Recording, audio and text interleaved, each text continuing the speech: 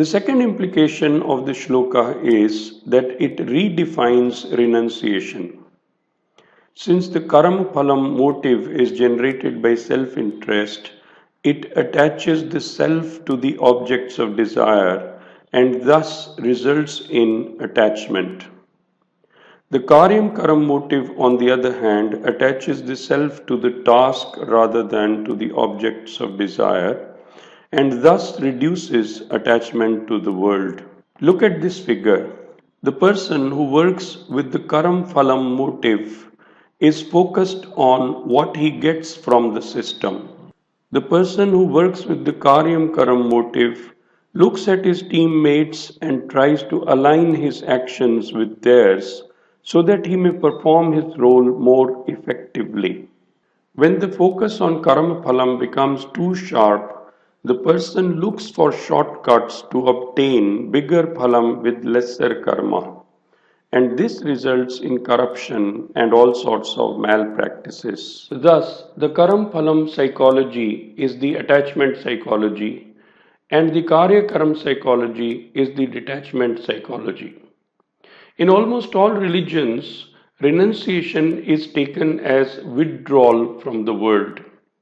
But in this shloka, renunciation has been redefined. Here, it means withdrawal from selfish or self-centered action. The third implication of this shloka is that the person who performs rituals for personal gains is not a sannyasi because he is motivated by the karam phalam motive and not by the karyam karma motive. According to this shloka, then, rituals have no meaning if these are conducted with the selfish motive of personal gains. The fourth implication is for our work culture. If an industry promotes the Karyam Karam type of work culture, its employees will get more and more attached to their work and performance rather than to their personal gains. If the bosses also follow their Karyam Karam of looking after the interests of their employees, the work culture becomes an ideal culture.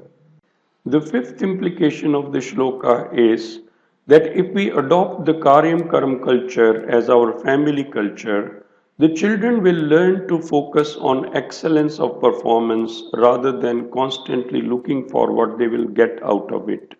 At the societal level, if the parents, the politicians, the doctors, the lawyers, the teachers, the government officials, everyone followed the Karyam Karam approach rather than the Karam Phalam approach, the world would be a totally different place.